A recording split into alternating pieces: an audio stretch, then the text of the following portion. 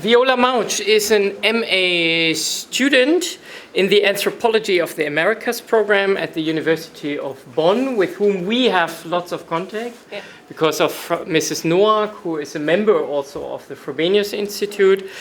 She did work for 2 semesters in Lima and in Spain, research in Bolivia in 2023. And as I already mentioned, her lecture is on Karin Hahn-Hissink's work in the field. Very much looking forward to that. Thank you. Oops, okay.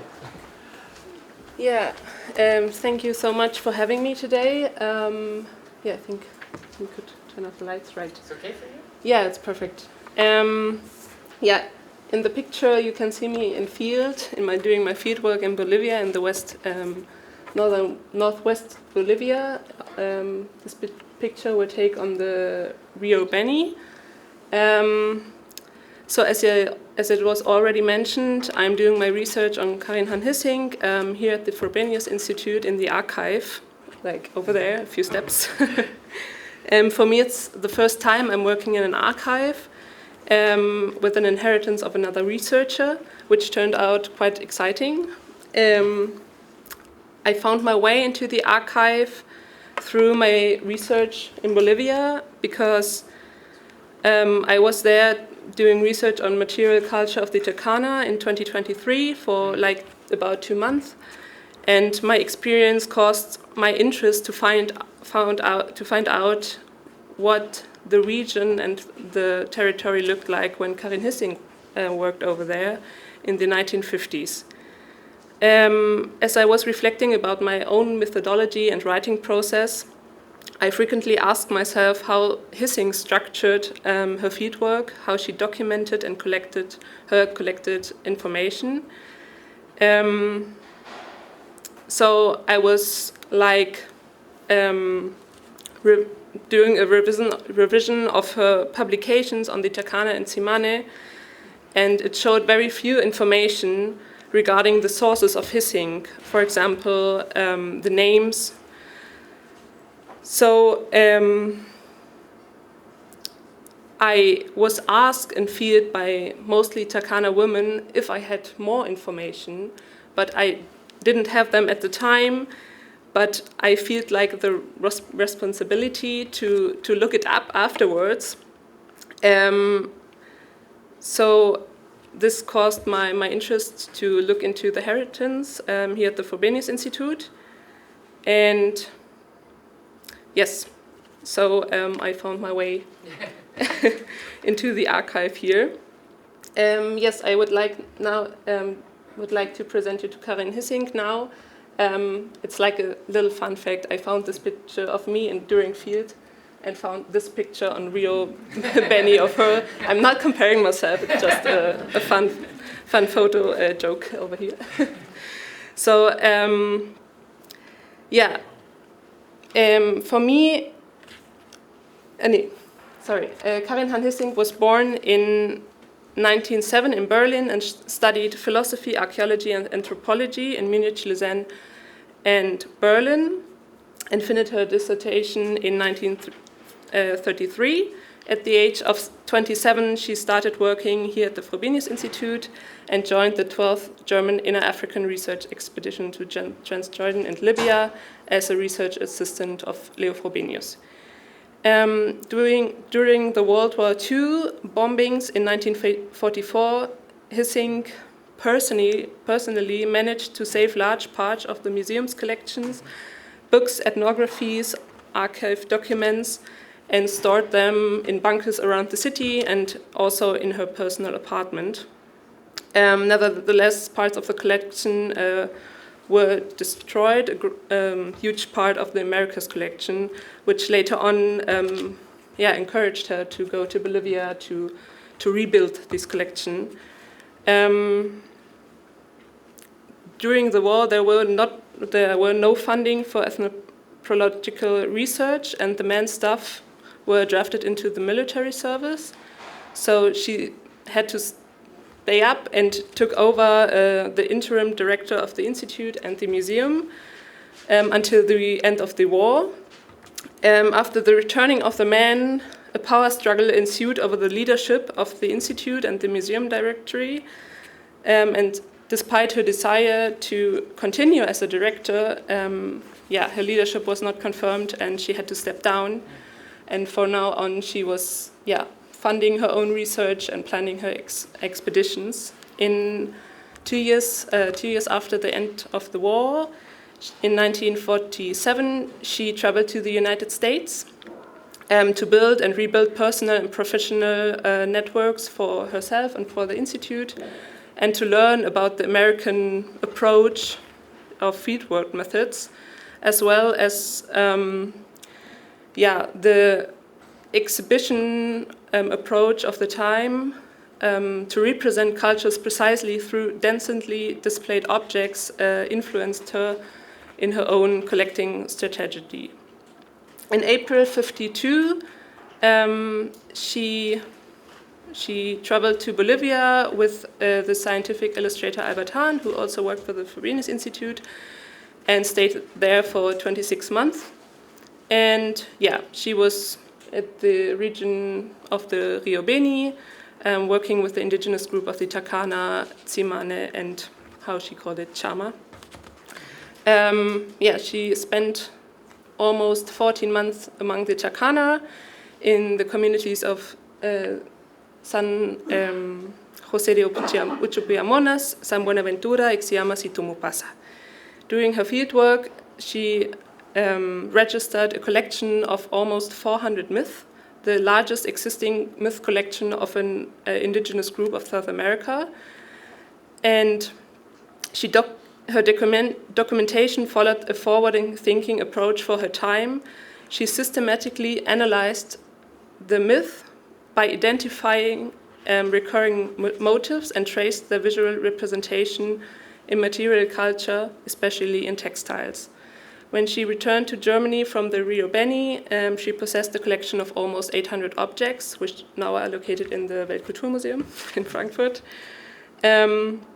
She passed away in 1981 and left her estate to the Frobenius-Institut, which I think it's a fun fact because it's, I think, financing the symposium today. I wanted to mention that. So, I'm now talking about her methodology and during the fieldwork. Hissink describes a new challenge for the anthropology after the end of the war, in which she argues for the need to fund new and extensive research expeditions, and it was the growing recognition of the complexity and layered nature of indigenous groups. In her view, the complexity of these groups can only be truly understood through the voices and statements of the indigenous people themselves. During her expedition, her primary interest lay in the Takana, whose narratives and mythology she found to be unusually complex. For this reason, she began her fieldwork with another group, the Tsimane, to practice and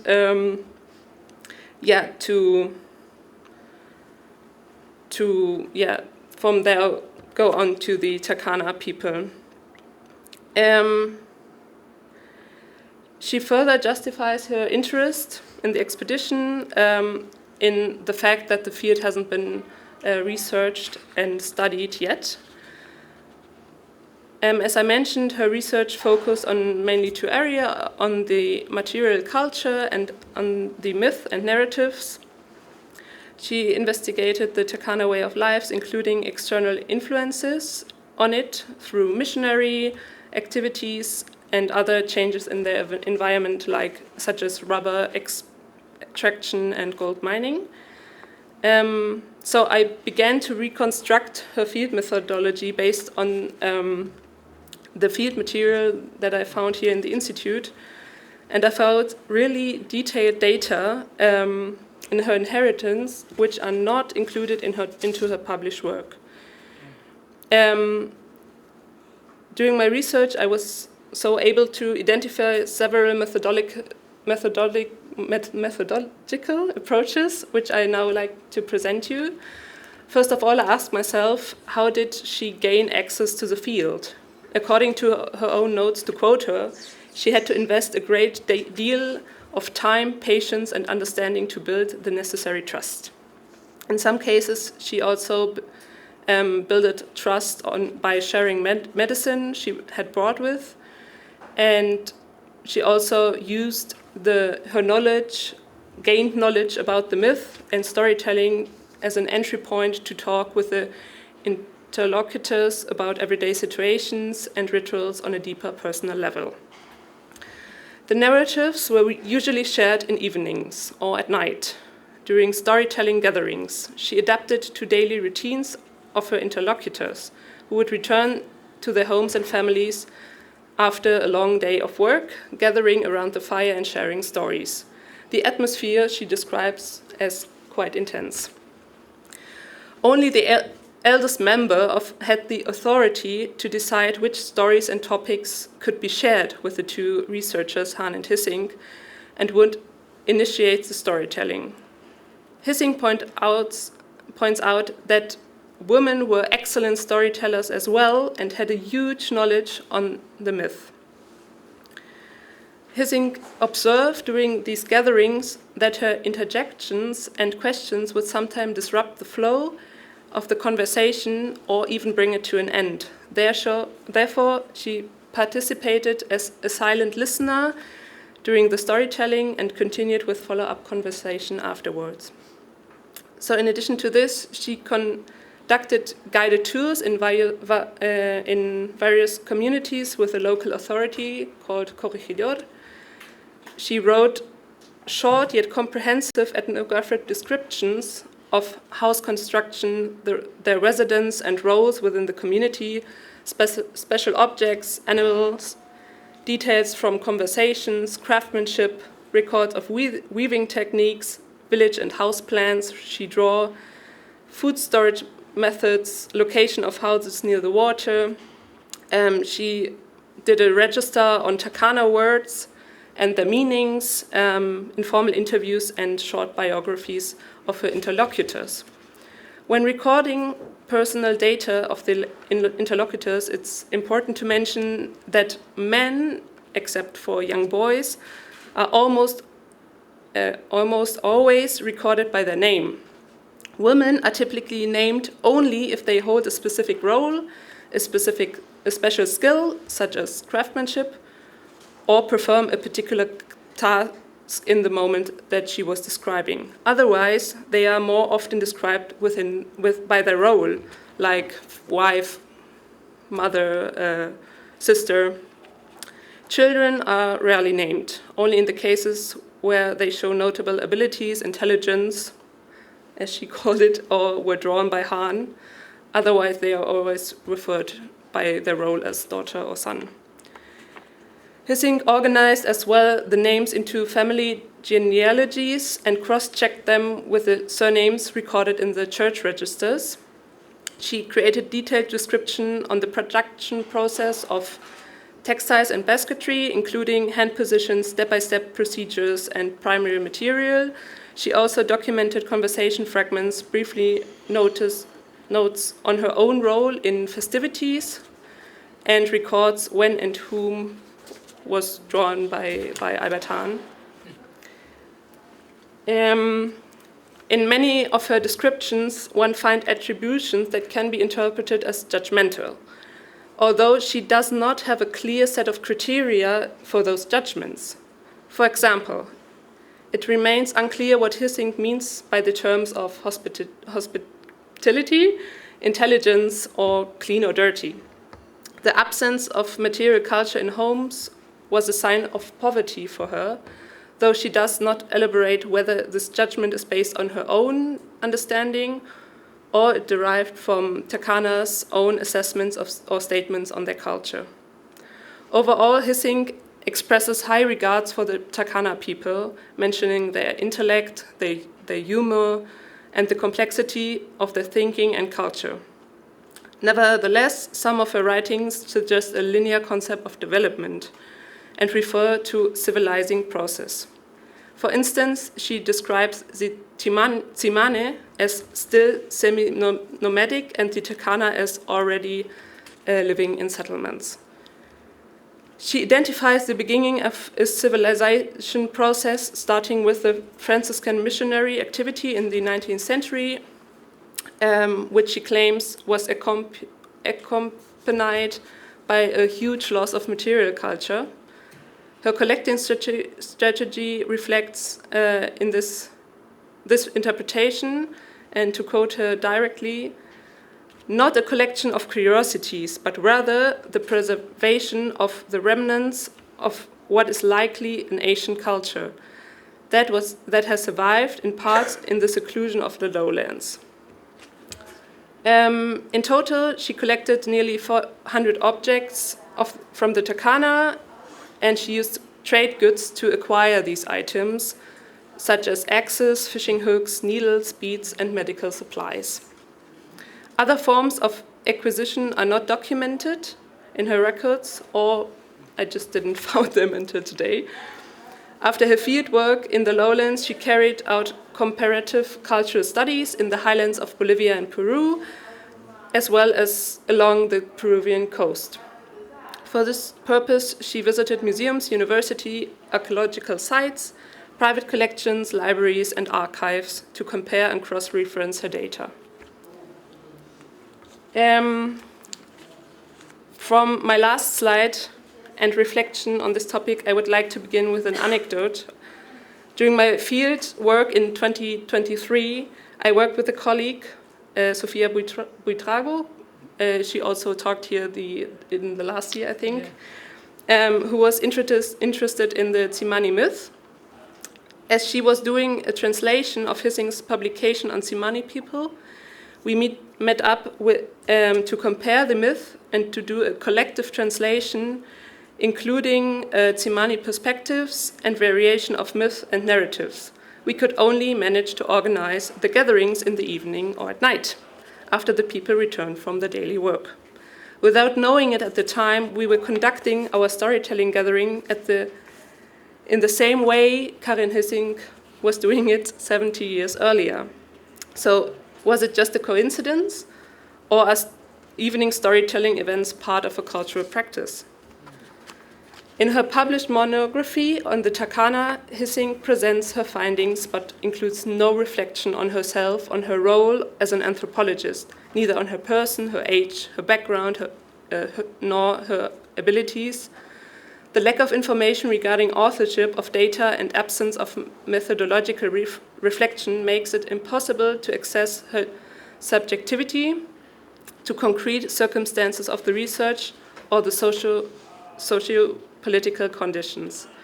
This omission secures her an interpretive monopoly, especially since the region was being studied for the first time through her research stay.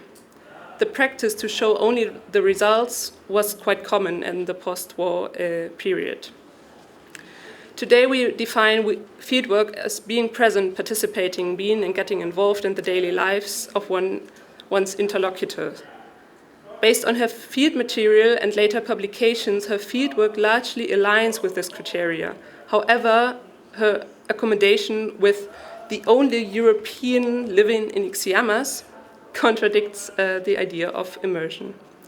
During her guided visits to the settlements, though she seems to have stayed with residents of the community. Another aspect which is quite important is the language barrier at the time. She had to rely constantly on translators from Takana to Spanish, Tsimane to Spanish, so we must assume the translation led, intentionally or not, to a loss and manipulation of the information. Until now, I have found no indication that Hissink spoke Takana. However, the detailed word list she complied suggests that she may have learned or begun to learn the language. Her field material revealed a far richer set of methods and documentation strategies than I expected. Her unfiltered inheritance handed to the Frobenius Institute after her death is a valuable resource of knowledge, especially for the Takana today. Authorship details and small biographies of her interlocutors are highly desired knowledge within the community. For me, Hissink's publication is a subjective interpretation of her experience. For a group of Takana women, one of them you're seeing over there, this is Gladys Ibagari. For them, they are at that moment currently reviving textile techniques and trying to reconstruct old patterns. However, her results and interpretation of the significance of the textile are treated as general knowledge.